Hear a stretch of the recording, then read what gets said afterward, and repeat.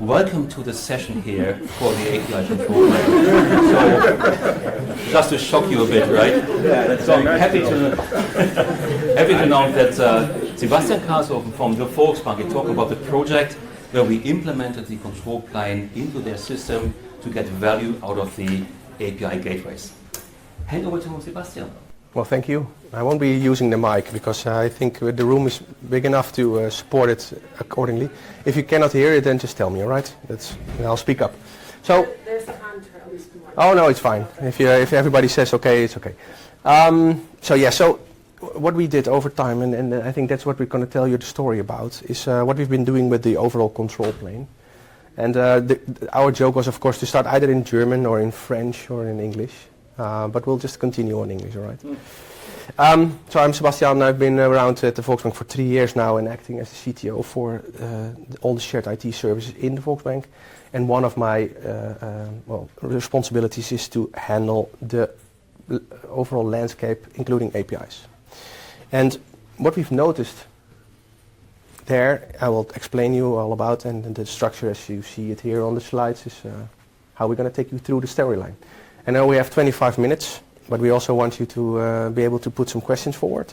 And don't expect a very technical storyline. This is all about leadership choices and also how do we handle stuff in a bigger bank in the Netherlands, in this sense. Speaking of which, the Volksbank is a Dutch bank. It comprises of 4 different distinct labels. And with these 4 labels, ASN, SNS, Regiobank and BLG Wonen, the mortgage bank, we provide service to 3.5 million customers in the Netherlands. So in essence, we're the biggest of the small banks in the Netherlands, but we're also the smallest of the big banks in the Netherlands. And that gives us a challenge into scarcity of resources, but also scarcity on technology, right? You can not invest as much as an ING, which was my previous employer, into that ecosystem. So you need to be smart. And this is also how we started this journey together with Apida, because we had an issue. That's what we found. And the issue was such is that we overall created a very strong strategy or an integration vision in which we would say, okay, we will move all of our services into API-enabled platforms. But in the meantime, we also need to make sure that we manage it accordingly. And I think this is where it went south. Because you can have a very nice vision, but if you don't have the tools to support it, then all of a sudden it goes haywire, right? So you have a lot of microservices, and those microservices, either APIs or whatever, interact, but nobody knows how this works. And this, in the end, will result into potential issues. And the bigger we became, the more we had the necessity to create an oversight, an integrated control plane, a single pane of glass. Because if you run a bank with this amount of people, we have around 4,000 employees, of which are 1,100 engineers. And these engineers can all create APIs if they need. They all provide their own products, their services. But they also know that they need to interact with other teams to be able to support those products towards our customers. So a clear need for a single pane of glass. One situation where you could create your catalog, where you could see the user, who's providing services, who's using services, what are the transactions per second, etc., etc. So scaling, availability, but also specifically the availability of services was more and more important. And we also said insight is an important thing, because otherwise you don't have oversight over your landscape, and therefore you cannot define any actions. Well, and the slide already marks it. There was a lot of issues that were related to that. Inefficient reuse, so not all the APIs were created equally, let's say. And there was also a potential of overlapping APIs with the same features and functionalities, but completely different names. And our thinking pattern was, why not implement something that overcomes that issues, plus gives us an insight into the overall security of our API landscape? Because we all know security is becoming more and more important, and specifically in a bank where customers depend on the trust that they put in us, we need to make sure that we do that in a specific way that is good enough for supporting them. So in essence, one single pane of glass on top of 2 specific API gateways, because we had a split setup. we deliver APIs to our end customers on the outside world with the Broadcom API gateway. And we had a vision to move to Gravity completely on the inside. And you imagine two types of technologies and not an integration from one to another, so therefore not that single pane of glass. So enter Project Lighthouse. We said let's create this oversight. You know the lighthouse if you see it at the sea. That will give us an insight, but also guide the directions towards utilizing those APIs. And we said, okay, let's start with a maturity assessment. And that maturity assessment will give us an insight of where are the issues as such. We knew somewhat, right? But why not do it with everybody that's involved in the API ecosystem and let them score themselves and based on that decide upon the next steps. And as we tend to move to more and more data-driven, this is also a way in which you can influence all your stakeholders. Because we can say we need this and say, yeah, it's fine, we don't have the time, so why would we? Now you can say, look, these are the issues that are also perceived by our users, so why not move ahead? And you see that we scored on some topics really well, on other topics a little less. And that's specifically the thing that we had the intention of overcoming with that control plane that was there. And together with Apida, and that later on got acquired by Boomi, we built it as an integral API overlay, making sure that we could fix the issues that are there. And keep in mind, at this moment you saw two gateways, right? Broadcom and Gravity. But also Actual for our Kafka streams need to be integrated in that platform. And if you look at our release roadmap, it's a venture that we started together. This will be part of one of the upcoming releases also to give us a complete oversight of interactions between systems in an integral way. So, the goals. The Lighthouse as such states insights, central visibility and transparency, and importantly, high developer experience. Because you all know the specific developer portals with these specific components, they're most of the time not that, let's say, sexy or effective.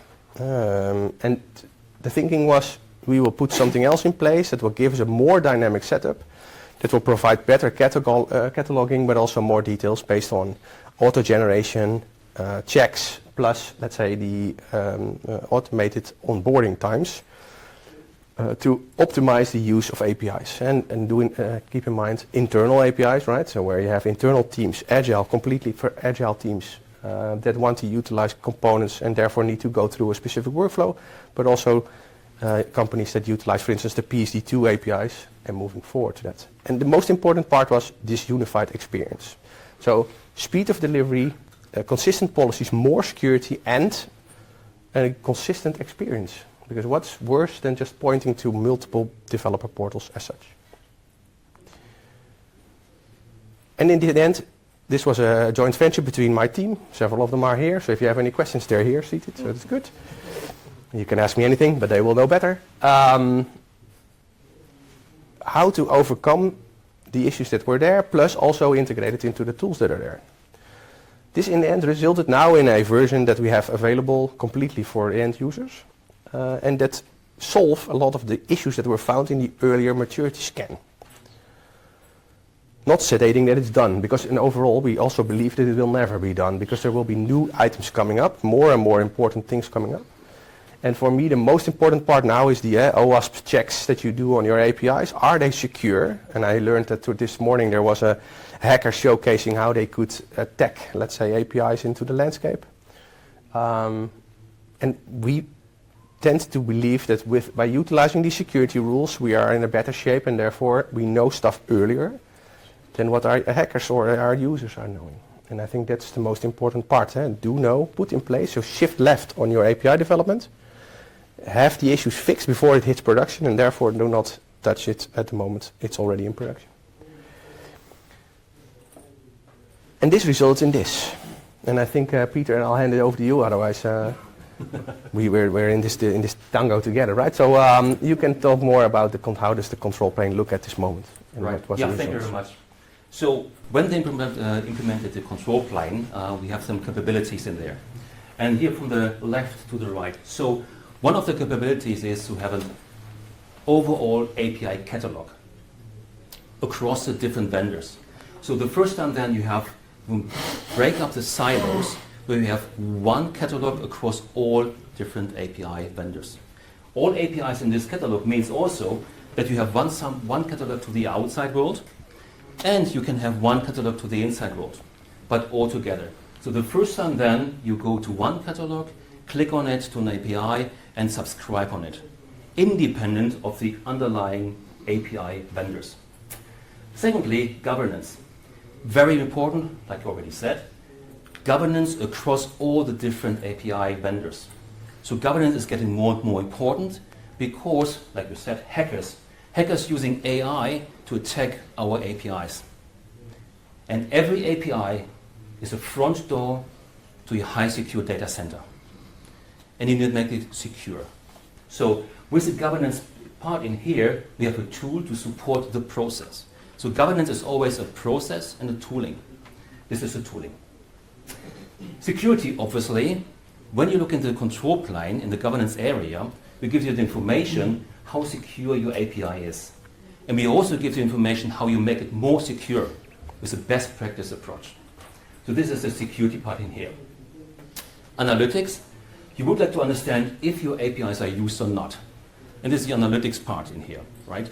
So if nobody is using the analytics or APIs, then why do you create an API? Because you create API to be leveraged by somebody. That's the reason. Because this is how we make business, right? And digitalization is based on APIs. So this is a part of here. We're addressing also here the different areas. Okay, not working here. So developers, because we make the governance process in place. Then we have the architects and operators. They oversee all the APIs. How can you embrace your vision of API management if you do not have a holistic view of all APIs? It's not possible, because otherwise you're working in silos. So break down the silos, put in the governance across all the different APIs, make a dev portal across all the different API management solutions there, so you break up the silos. Very important. Digital product management, machine learning. Oh, this is very interesting here. If you think about AI and API management, AI will result, in this part of Gartner, thank you, Mark, 30% of the AI is going to be created will be based on AI because of AI usage. I have a small anecdote on this one, told it before. In the past, I would like to buy an e-bike. Went to two web pages, go to hard copy, and nowadays I go to ChatGPT. ChatGPT just gives me the information about all the e-bikes in there. And ChatGPT is going to run into multiple APIs, hundreds of web pages to collect the information. So AI is going to drive us for API management as well. And omni-channel as well. We support the omni-channel.